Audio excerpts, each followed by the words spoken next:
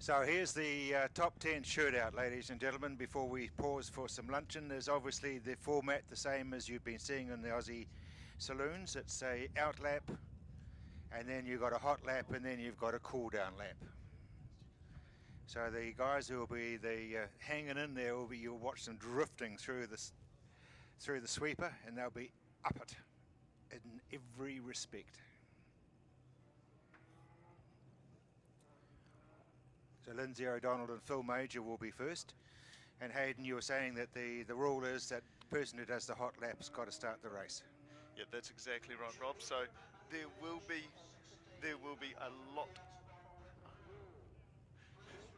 a lot of strategy being played out in this top 10 shootout. Because as mentioned earlier, there will be generally most teams have an A driver and a B driver, and if those A drivers and B drivers have a preference as to who starts or who finishes, or as to who does the longest stint, you must do at least 1 hour in the car.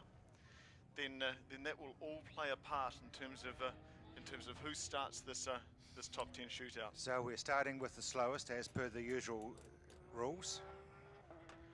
So it will be Lindsay O'Donnell and Phil Major who will be off from 10. Their lap time in the combined, their best time in the combined was a 1:29.09. So right, he crosses the stripe, so we'll see what sort of time he's going to be doing. So we'll watch for these sector times. It's a bit of a foreign concept to us, Rob, in terms of watching for sector times in a qualify. We're getting reasonably high tech here, which is a little bit scary. Absolutely scary. Terribly frightening.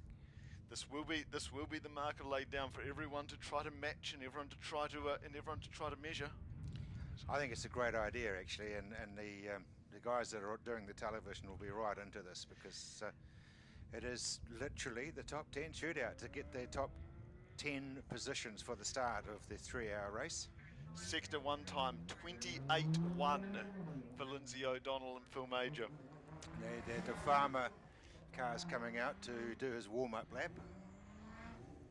Again, this is a bit of a new system for the Canterbury Car Club in terms of managing a top 10 shootout. They've got to make sure that they manage the distance between each car, make sure that everyone has an equal opportunity to warm up the tyres. Well, it's 28.1 for the first sector and 37.3 for the second. 37.3 for the second sector.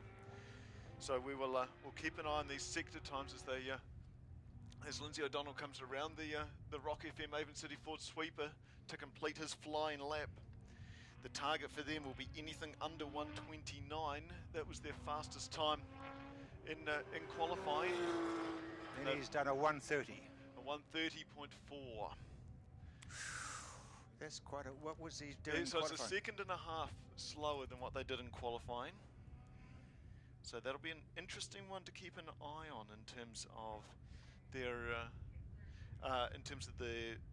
the eventual layout in qualifying. Obviously, a one lap sprint can be an incredibly stressful event for some of these guys. Well, he's through Carousel now, the farmer car, so he's got it all in front of him, hasn't he? So the Stephen Dean Farmer. They've got their previous quickest lap time during the qualifying was in the second qualifying B. Well, 1:28.1 was their lap time. So we'll keep an eye on those sector splits as he goes across the stripe to start the timing. 1:30.4 to beat. So the first sector time from Lindsay O'Donnell and Phil Major was a 28.1. The Skyline races up to ICOM.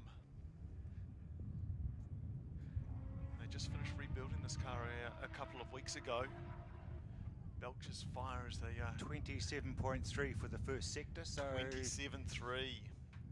A nice gap well already. in advance there. So 0.8 of a second faster than O'Donnell and Major at this point. The Rickaby Roads cars coming out to do their warm-up lap.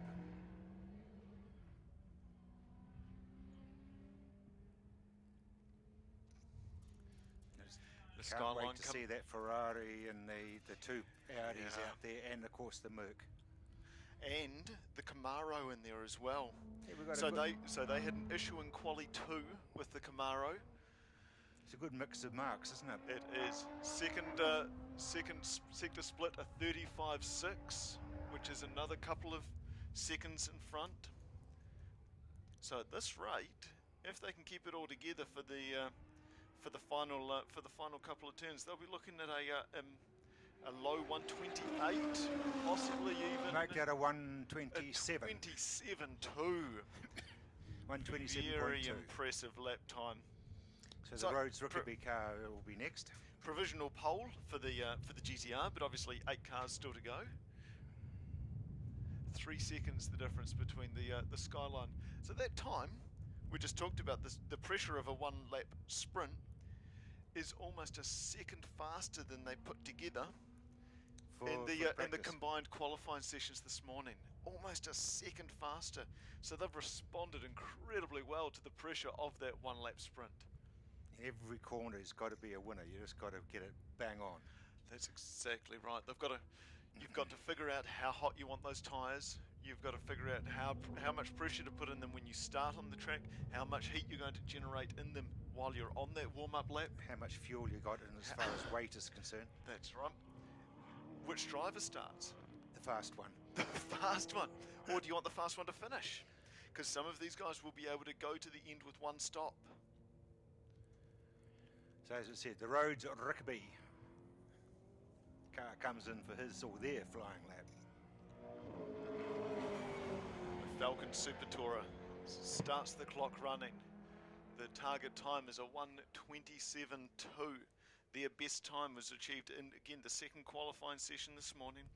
Graham Rhodes and Paul Rickaby recorded a 26.5. So they know they can do it, but that gap suddenly becomes a lot narrower to try to insert themselves into. They come out of ICOM nice and steady, deep under Down through brakes the into gears. Euromark. Hits the apex well. It's a bit slow out of there, I thought, though. It's smooth though. I wonder whether they've just got everything hooked up really nicely. There's that delicate balance between being too ragged, Yep. or being able to, or being nice and smooth and quick. Right, Their what he was first slower sector, in the first sector, a 27.9. up against the 27.3 for the farmer. So they've got a bit of work to do. I told you they were slow out of here. Let's have a look at that second sector. We'll get it now. A 37.8. As Slower opposed again. to a 35.6. Yeah, so slower again. In fact, that's the slowest for the second sector. Yep. So unless Graham Rhodes and Paul Rickaby can pull a blinder here out of the in the final sector, they'll be looking at somewhere behind Lindsay O'Donnell and Phil Major. Yep, third fastest with a 130.6. Yeah, last sector was a that'll- 24.8. That'll make the farmers pretty happy. Yes, it will do too. So Stephen and Dean Farmer retain that provisional pole right now, along with Tim Martin in the GTR. Out in the circuit at the moment is their Scott O'Donnell and Alan Dippy car.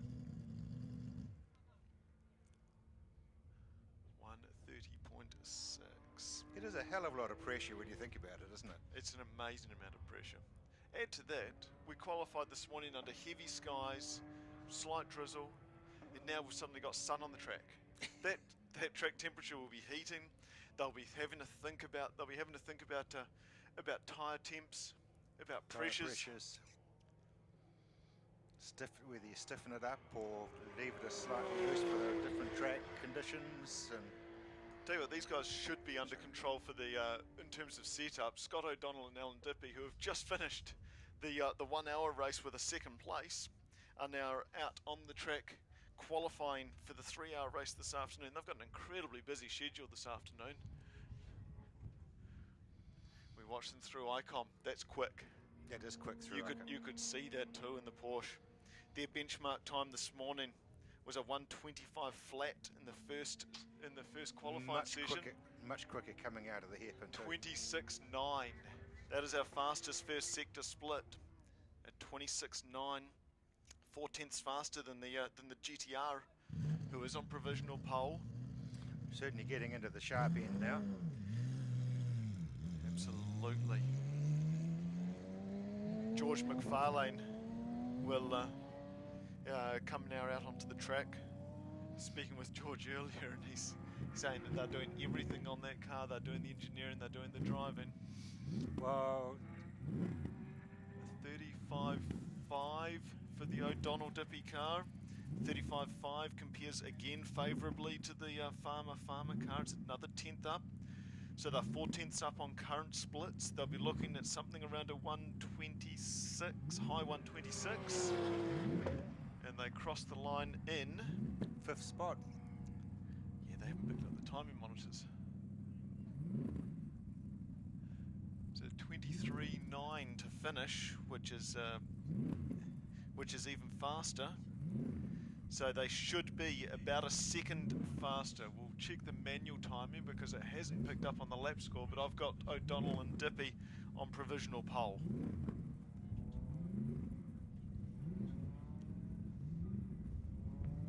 Yeah, timing's just gone. Yep, which isn't helpful. Luckily, I've been writing things down. You're very good at that. I can give them the splits. So O'Donnell and Dippy will are our target time. George McFarlane out on the track now in their GT3R Porsche.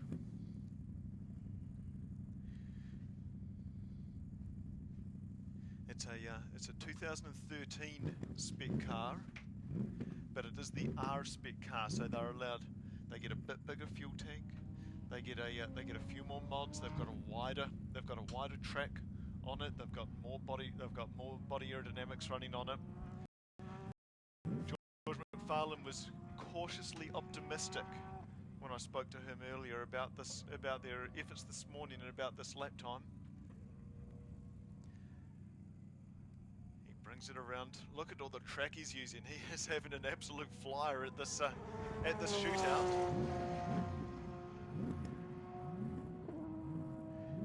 Our target time for the first sector is a 26.9 from Scott O'Donnell and Alan Dippy.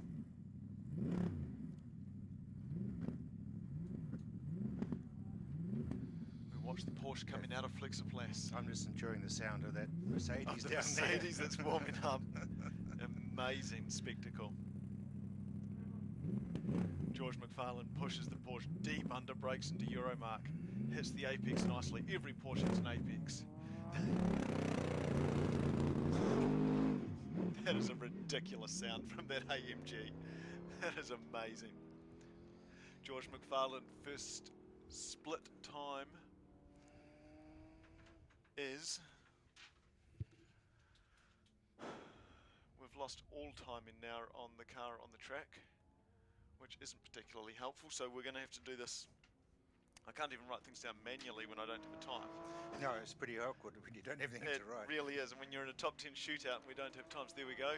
George McFarlane, a 35.3 for the second sector we have.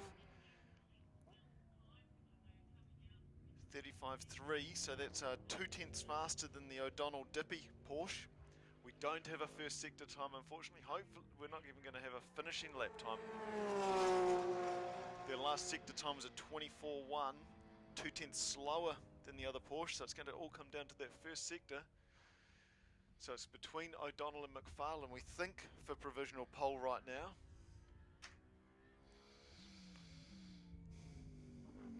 Hopefully someone's got a lap scoring record somewhere of what's happening in our top 10 shootout. It's a little hard to tell people what's happening.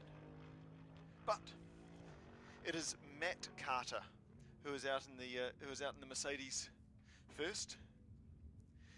Matt and Dwayne, very, very similar times in qualifying this morning. They were down to a 1:23 flat in that AMG. God, he goes in deep before he brakes too. They've got huge brakes on that Mercedes. You're right, Rob. Not only have they got the straight line speed, the exit from Flexiplas is beautiful and smooth. Let's watch him as he comes out of ICOM. Could have been faster there. I think he backed off a little bit, making sure that he didn't go too deep into the corner. Hits the apex at Euromark again.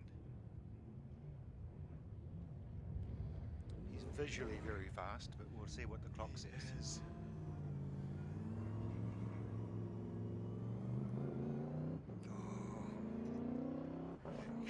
Chev Camaro comes out onto the course, looking immense. We've got the call out for timing, which we've already pointed out is a small issue currently on the Small, on it's the actually course. a fairly large one at the moment, but Tell you what, yeah, we've got a small issue with our lap scores right now, but we will endeavour to keep you posted in terms of what is happening out there. All we can tell you is that right now is that Matt Carter has finished his hot lap.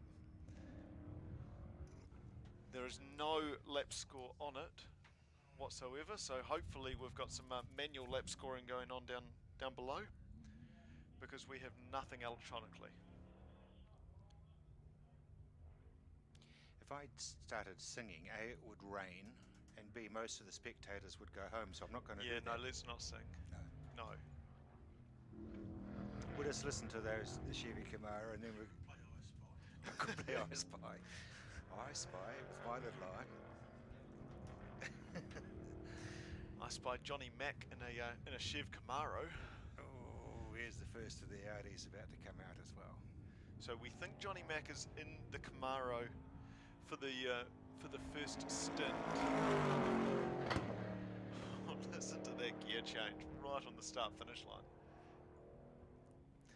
Wonderful sound as Johnny Mack winds the Camaro up. Out of flex and place safely. The issue, Rob, when I went down and talked to all the drivers and asked them which helmets they were wearing so I could tell who was driving which car, is that they're all left hook and I can't see. And tinted windows. Exactly, and I can't see the helmets. So I had a great strategy. But with you met those some really cars. nice guys. I did, and I talked to some wonderful people, but unfortunately, they're of no use to me whatsoever. Yeah, I can see shoulders up, so I've got no idea whether that's Johnny or Neil in the Audi. I've also got no idea what lap times anyone's doing. So really, we might as well go and have a cup of tea. Apologies to the spectators out there that are here to watch the top crews. 10 shootout. The crews who were hanging on every word. There'll be some very frustrated people out there.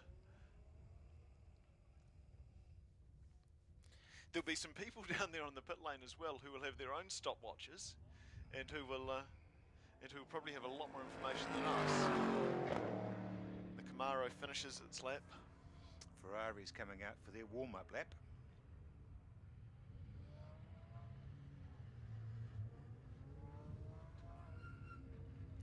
So the Totally different sound you'll hear now. So the interesting thing with that Camaro, Rob, obviously we didn't see it in qualifying 2. They had an electrical issue. It was to do with the fly-by-wire throttle control, which is something you don't want an issue with in a Camaro. And they had to reset all of the electronic configuration on that car in order to get it out for the top 10 shootout. I might fit that to the Lotus 23. Yeah, you could a fly-by-wire or a Chevy Camaro. You could almost fit a V8. Put that in the back seat. Yes, you could. That sounds like a great idea. Sounds like a recipe for disaster. So helps if your Lotus has some greasy stuff in it to help it help the engine go round. You should dry sump it.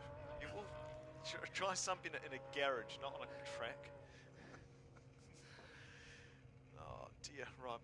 We'll run a manual lap time this time around for the Audi. As we start to see some lap times.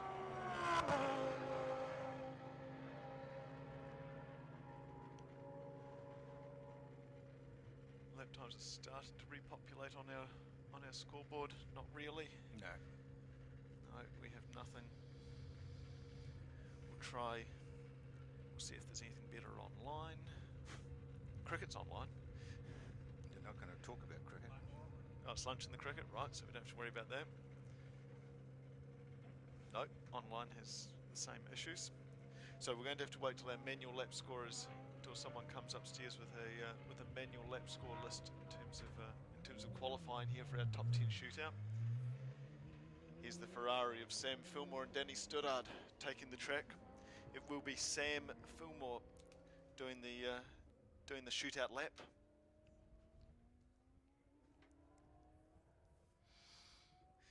So all of these guys will require 2 stops. There's a couple who are foxing. Who are saying they're going to do 2 or not saying anything? They're saying they can do 1.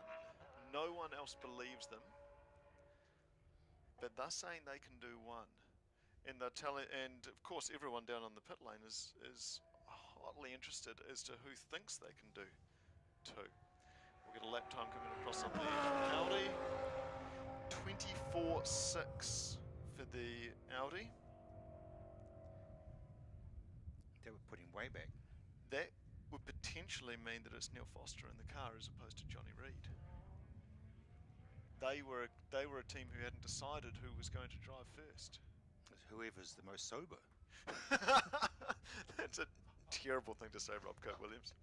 I do not condone that comment whatsoever. That is Lindsay Kerr will condone that comment. So, so 24.6 or thereabouts for Neil Foster and Johnny Reid. And as we talked about, there's going to be a lot of strategy. A very strange question, but why, when you're the only car on the track doing a fast lap, would you have your lights on? Because it looks cool. Comfort thing, Exactly. James. Just a comfort thing. It's nice that the Ferrari's carrying number 27, which is a Ferrari number, as everybody knows. It is too. Sam Fillmore in the Ferrari 458 takes the green flag to start his flying lap. He's the second to last car. And here comes the Here last comes one. the last car. Simon Evans or Gene Rollinson. I bet it's Simon. Fibs earlier about whether he'd made up his mind whether it was himself or Gene, and I'm going to presume it's Fibs again because I can't see a helmet. Tinted windows. Yep.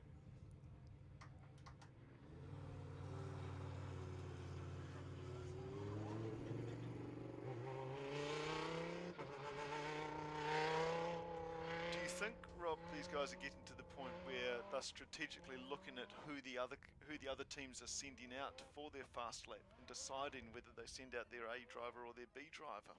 Oh, there'll be some spies out there. There'll be some foxing going on. Right, our lap score is starting to manually update itself. We now have sector 2 times for almost all the field, which is great. We don't have completed lap times for almost all of them, but it's starting to come back. Here is the Ferrari. Sam Fillmore comes around the sweeper. 23.2 for Sam Fillmore. So I have him on provisional pole, depending on what everyone else did.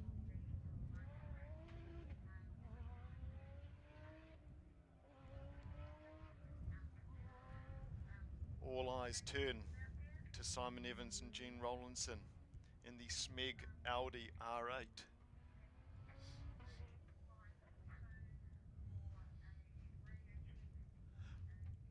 One thing, Rob, and again, I don't want to jinx Simon's lap whatsoever, but they've all been straight, tidy laps. Yeah. There is a lot of pressure in a top 10 shootout in terms of a single hot lap, and they have all kept it on the island. They've all been He was a nice. bit twitchy going into there. He was a bit, wasn't he? No, I don't think you can trust the timing at the moment, mate. Ooh, twitchy coming through the sweeper too. He's pushing it, isn't he? And that's just the warm-up lap. So let's keep an eye on Simon Evans, Gene Rollinson in the Smeg Audi R8, our provisional pole sitter, our last man in the top 10 shootout. Exits Fletcherplas, races down the straight towards ICOM. Smooth through there. You can see him hitting the outside of the ripple strip on the exit to ICOM. braking on point at Euro mark. Look at that entry speed to Fulton Hogan. It is astonishing the amount of pace that he carries in so deep into those corners. Around the casino carousel, this Audi will look as though it's on rails. He uses all of the track to the very outside. When I was talking to Simon earlier in the pits, he had the lap records in front of him, looking at the saloon car lap record for the outright saloon car lap record for the track. So he's got one eye on the race and one eye on a personal record. He just wants to do one real quick one and then settle down. That's right, because of course he'll be full of fuel. He will come across in a 21-1 we have for Simon Evans. Yep. 21-1 for Simon Evans. So we think, pending all of the other times that have yet to be populated, we're starting to get through. 121.1. That's right. So Scott O'Donnell, Alan Dippy, 126.3. The Farmers, 127.2. Lindsay O'Donnell, 130.4. And the Rhodes and Rickaby car, 130.6 is what we've got up there at the moment. That's right. So we're expecting Sam Fillmore and Danny Stoddard to come in at around about 123.2. We're expecting Neil Foster and Johnny Reid at about a 124.6. And the unknowns, as far as we're concerned at the moment, are the Camaro of Johnny McIntyre, the Mercedes of the Carter brothers, and the Porsche of the McFarlanes. So once we have those, we'll be back with you as soon as possible to give you the grid for our 3-hour enduro. In the meantime, now we will have a quick lunch break for the marshals and officials around the track to give them a break. And we are set to restart again at 2 o'clock for our 3-hour formalities. We will have our national anthem and then the 3-hour endurance series race set to start at 2:20 this afternoon. So we'll be back with you as soon as possible once we've got a confirmed top 10 grid for the 3-hour race. And in the meantime, go and find one of those food retailers around your area, and we'll be back with you shortly.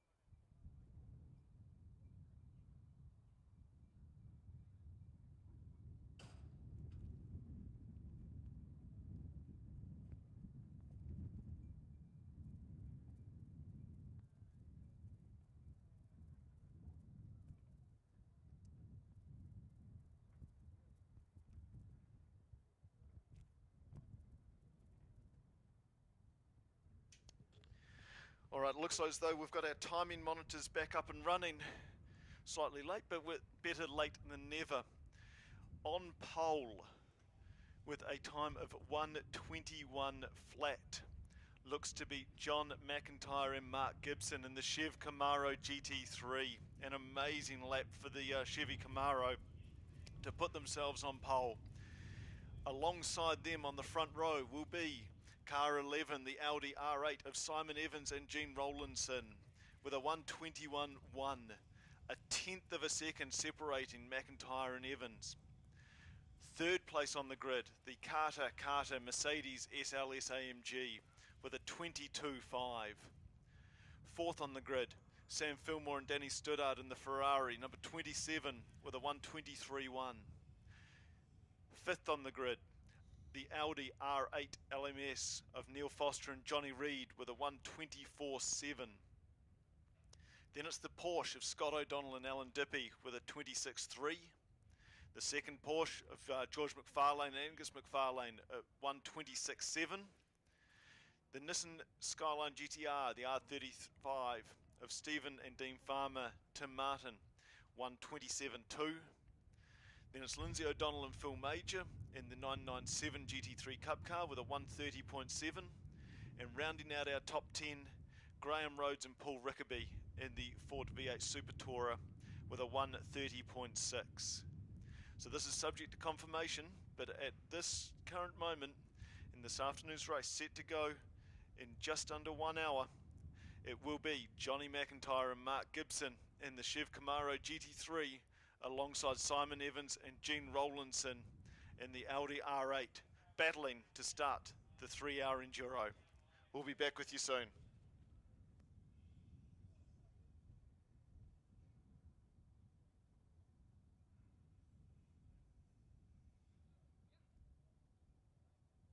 Ricky, when I'm live.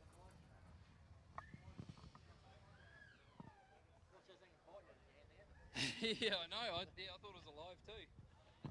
Speak to me, Ricky. Okay, so John, you got pole. Tell us how it all went. Oh, look, yeah, unreal. The lap was super untidy. The tyre just didn't come in enough for us. So trying to handle that 8 litres was a little bit of a struggle. But look, the guys have put in such an amazing effort over the last few weeks getting ready for this race. We've had a few niggles on the way to here, and to do that in front of the big crowd that the Canterbury Car Club have got together today, and our supporters and sponsors, and especially Inky Tulloch here at the track as well. It's a pretty special moment for us. And so, talk us through, you had a little bit of niggles before you went out. What happened? Oh look, the car just decided to rev up on its own. There was no one sitting in it. We're all standing back admiring it, and it started pulling revs. So we had a bit of an issue there with the throttle, which meant we missed the second qualifying. It probably hurt us a little bit in that one-lap shootout. Then we were going to do a simulation, but ran out of time. So these GD cars, they got a lot of electrics in them, and sometimes they let you down. So we've got it all sorted now. And so talk us through for the rest of the day and the race. Well, obviously I'm starting. You all know that now, and yeah, I'm pretty sure we're just going to press ahead from first position, and hopefully we keep it in 3 hours' time. But there's going to be a lot happen between then, and I can't predict that for 1 minute. Joyce, well, enjoy the rest of your day, John. Thank you.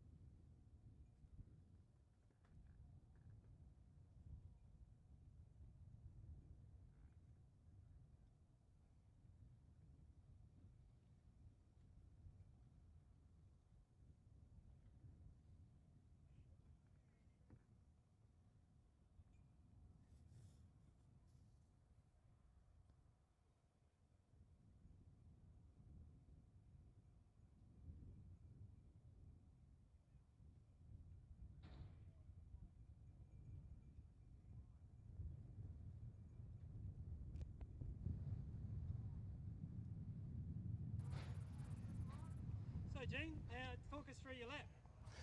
Yeah, not a bad. I mean, it's the first top 10 shoot I've ever done, so that was interesting. Obviously a cold day here, so it's pretty hard to get tyre temp in the tyres. So yeah, just trying to work that on that first lap. It's not a super long lap, so just trying to get that. So so just Johnny in the back there. Yeah, so just trying to get the tyres. The first half lap, it was still a bit understeery.